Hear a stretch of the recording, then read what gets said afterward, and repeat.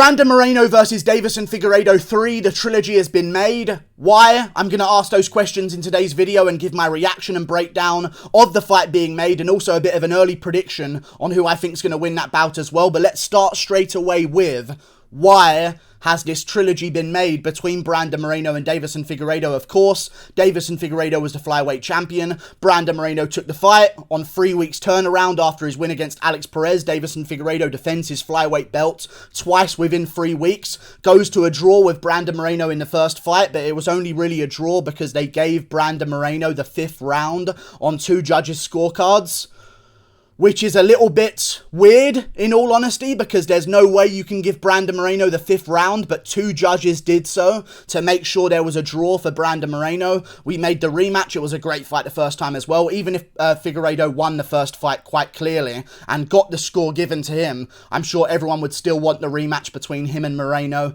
Either way, they made the rematch. Moreno went out there, finished Deiveson Figueiredo in the 3rd round by rear naked choke. It was actually a pretty decent fight while it lasted. Figueiredo gets dropped in the 1st round by Moreno with a jab and takes a big beating in that 1st round. Then Deiveson Figueiredo actually comes back and wins the 2nd round for himself, but the 3rd round goes quite badly for Deiveson Figueiredo. Brandon Moreno gets a takedown. Figueiredo gets up quite lazily, gives up his back pretty badly, and Moreno sinks in the rear naked choke in the 3rd round. So why are we having a trilogy here in December? Because I thought we were all in agreement that Alejandro Pantoja was going to be the next guy up for the flyweight title, and even then, there was a little bit of a debate between Alejandro Pantoja and Askar Askarov, because Askar Askarov beat Alejandro Pantoja in a very close fight, don't get me wrong, but still, he has a win over Alejandro Pantoja. However, Askar Askarov missed weight for his last fight, and I know a lot of people are going to be out there saying, well, they gave one to Darren Till, and they gave one to this other guy who missed weight before the title fight, and they gave one to Deiveson Figueiredo. It was a different position in the flyweight division back then, okay? We had no belt, okay? We needed a champion, so we kind of had to give Figueiredo a rematch, or a rematch against Benavidez for the title, even though he missed weight the first time. Very particular circumstance, but either way, the reason why they're not going to give Askarov a title shot is because the same people saying, why not give it to Askarov? He missed weight, Darren Till missed weight before, and you guys gave him a title shot anyway, are the same people that were complaining and saying that it shouldn't have been done when Darren Till got the title shot after missing weight. So you don't want him to get a title shot. Askar Askarov missed weight in his last fight. Let's try and stick by that rule as much as we can. We can't really trust a guy who just missed weight to make 126 pounds to make 125 pounds when there's a world title on the line. We don't want a Yoel Romero, Robert Whittaker 2 situation where Whittaker is the only one who can actually win the belt, and Romero would have messed up the entire division if he won the belt against Whittaker in the rematch. Either way, we're here in the trilogy. Alejandro Pantoja has come out and said he cannot be ready for December. Brandon Moreno wants to defend his belt in December. He wants to stay active with his belt. I'm assuming that also means that Pantoja probably couldn't defend in January as well, or something like that, because I'm sure they would wait around a month if they really needed to have that fight be made. Either way, I'm assuming Alejandro Pantoja, he realizes he's only really going to get one good shot at the belt with his age right now. I think he's in his 30s already. I think he thinks, if I get a title shot, it's probably going to be my only one of my entire career. So I'm going to make sure I'm extra healthy for that title shot. I just went through a scrap with Brandon Royval, took a couple of big shots. My eye was swollen up a little bit. My nose was busted a little bit. I'm going to take a little bit of time off. I don't want to rush things and get right back in there against Moreno. I've always got a chance at the belt anyway because I have 2 wins over Moreno technically, but 1 on paper. Either way, that excludes Askar Askarov and Alejandro Pantoja. So you kind of have to give it to Deiveson Figueiredo. And let me tell you this. Figueiredo was the defending champion.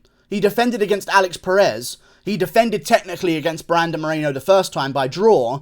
And he gave the rematch. And everyone was absolutely okay with that. I understand that Brandon Moreno finished Deiveson Figueiredo in the rematch. But still, he's kind of a deserving guy. I know people don't like it because Whittaker had to go through 3 different opponents, but when you look at some of the other title fights that have been made throughout history, Garbrandt versus Dillashaw 2, you've got also Rose Namajunas versus Zhang Weili. Like, Figueiredo defended his belt.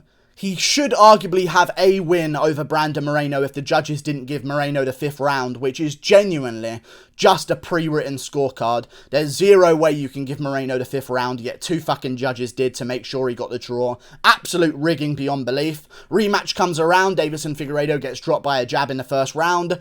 I don't mind the idea of a trilogy here, in all honesty. If it means that we're going to get another fight and we're going to see Deiveson Figueiredo again and Brandon Moreno again, I kind of feel as though we kind of need a bit of a hold-up in the flyweight division right now because Benavidez is about to leave, which means everyone else is going to get jumped up the rankings to maybe a position where they don't quite belong in. Everyone's getting jumped up the rankings.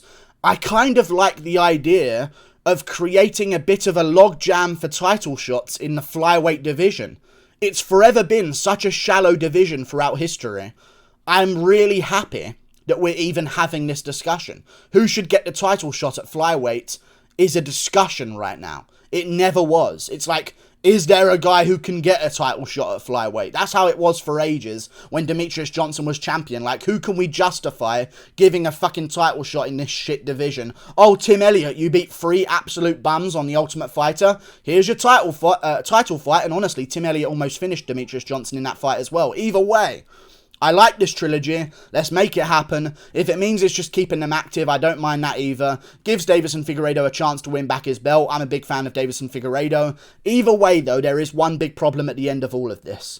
If Deiveson Figueiredo goes out there, has an amazing weight cut, is in peak condition for his fights, and sleeps Moreno in the 1st round, because let's not forget, he has that kind of power in the flyweight division, and Moreno's only human, okay? If he goes out there and sleeps Moreno, or submits Moreno, or wins against Moreno in a decision, does that mean we have to do a quadrilogy between them?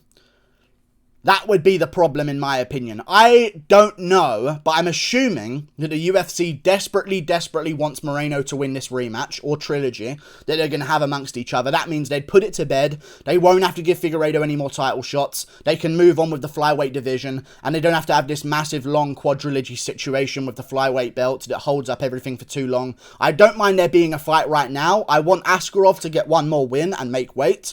I want Alejandro Pantoja to get one more win. Maybe you could even just make that rematch around January on a fight night card in a co-main event, or even the main event of a fight night card with an amazing co-main event. That's always what you should do, in my opinion, with title elimination bouts in the flyweight division. I know they aren't big names, but I think there should be main events of fight nights with amazing co-main events that really want you to watch that card, you know what I'm saying? So we'll see how things go. Maybe a Darren Till, Uriah Hall co-main event. Then we have like an Askarov Pantoja 2 as the main event. I know it's a quick time to make that rematch, but we're making the fucking title fight trilogy already. So clearly we're not worried about making too many rematches. I think they should have that fight, decide a real #1 contender. I think I just spat everywhere, but that's okay. I'm very excited by this news. And that's a great fight to make, man.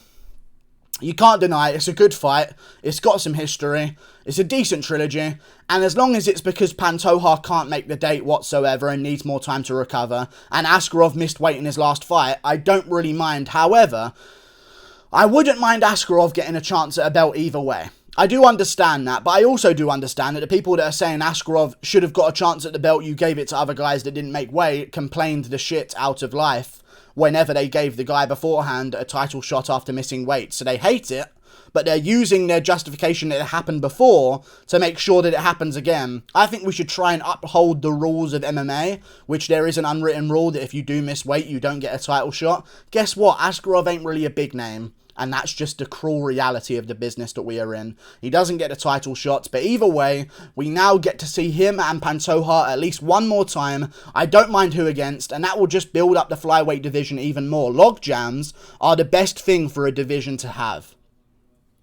I know the lightweight division is big because of Conor McGregor. I think the lightweight division is even bigger because McGregor had the belt and sat out for so long. There was so much dialogue and so much talk about the contenders that weren't getting shots, and they're just as good as the champion right now, and they need to fight each other in Khabib and Tony Ferguson and all these other lightweight contenders. There was so much discussion amongst them that it kind of made their names even bigger. It created like a storyline behind it. They were being held back. They were such good contenders. They've beaten everyone in the division. They've put together a 5-fight win streak. Tony Ferguson, a 12-fight win streak. Khabib, completely undefeated. Still not getting title shots. I don't want them to give title shots out to Pantoja on a 2-fight winning streak. Let's make it as big as we possibly can. If it means making Askarov versus Pantoja 2, I don't mind that. If it means waiting for Askarov to take on the winner of like a Kai Kara France versus Cody Garbrandt, I don't mind that either. If it means Pantoja taking on the winner of that and Askarov just gets to sit out and wait for a title shot, or Pantoja sits out and waits for a title shot and Askarov takes on the winner of Garbrandt Kara France, Pantoja maybe takes on the winner of Perez versus Matt Schnell, I don't mind. The more resume we get these guys to build up, the more fights that these guys have before they go towards the belt, the more hyped up their title shot is going to be anyway. So as long as this is happening, there are some positives to take away from it. I know it's not the best situation right now. Figueiredo arguably hasn't earned a trilogy, but either way, he kind of arguably has. You can't deny that. He won the second round of the rematch. I know he got finished, but he won the first fight. He should have won the first fight anyway. There are some positives to take away from this, in my opinion. Now, let's move on to another fight that got made, and the only other one I really want to break down here. Brad Tavares versus Brendan Allen, set for December 4th, also around that date as well. I don't think it's on the same card, but either way, good fight, really good fight. Brendan Allen finally gets his jump up the rankings. In all honesty, Brendan Allen should already be up the rankings. I don't think he should even need this jump up against a guy like Brad Tavares. He beat Kevin Holland by first round submission. Only other guy he's lost to in the division was Sean Strickland, and that was a catchweight bout at 190 pounds.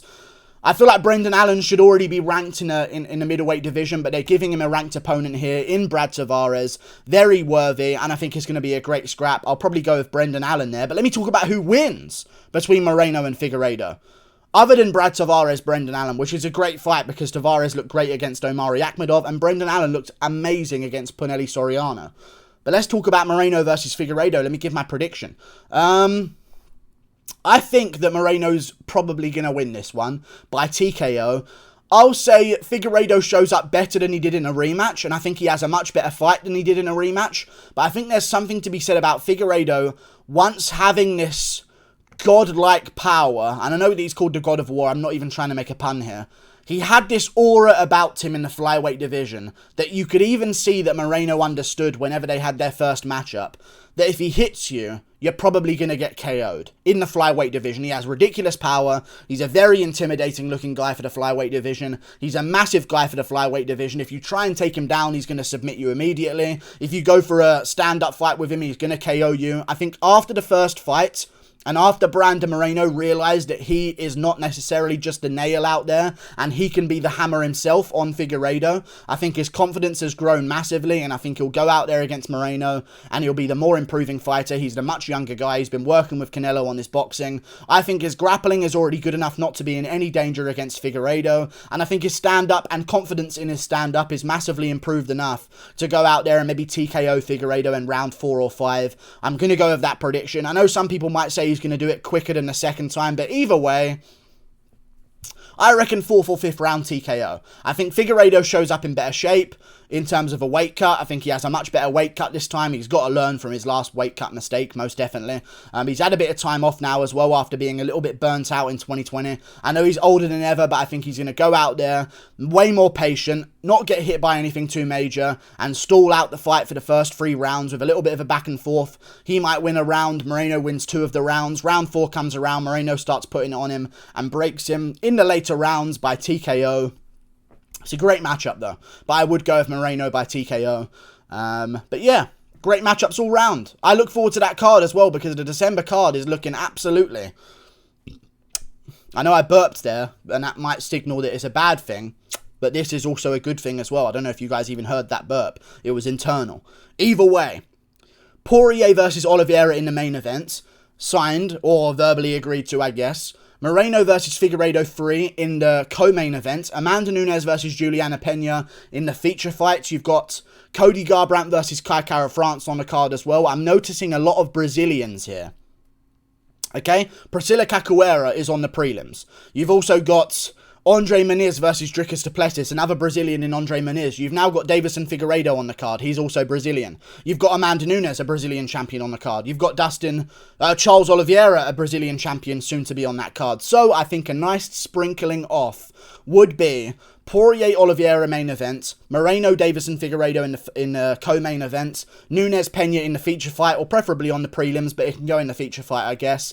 Nate Diaz versus Vicente Luque in the fourth fight down that list with a Brazilian guy in Luque. You can have that theme throughout this card, and Nate Diaz as well, bit of a Mexican twang in there like Brandon Moreno. You can have them sort of narratives going on. You've got Cody Garbrandt, Kai Kara France. I think settle it off with a Rafael Assunção versus Sean O'Malley as the headliner of the prelims, and a Thiago Moises versus Drew Dober on the prelims as well, and you're done. The prelims would go Assunção O'Malley main event, Dricus du Plessis Andre Muniz co-main event, Macy Barber versus Montana De La Rosa feature fight of the prelims, open up the prelims of Thiago Moises versus Drew Dober, and put whatever the fuck else you want on that card, because it's absolutely done and amazing, and I like it. I'm glad that he's staying active as a champion. I'm glad that he's getting back in there this year. Like and subscribe. Thank you for watching. Hopefully Moreno wins, because we could have a very messy quadrilogy on our hands. Click that button up there. Toodle pip. I'll see you later. Goodbye.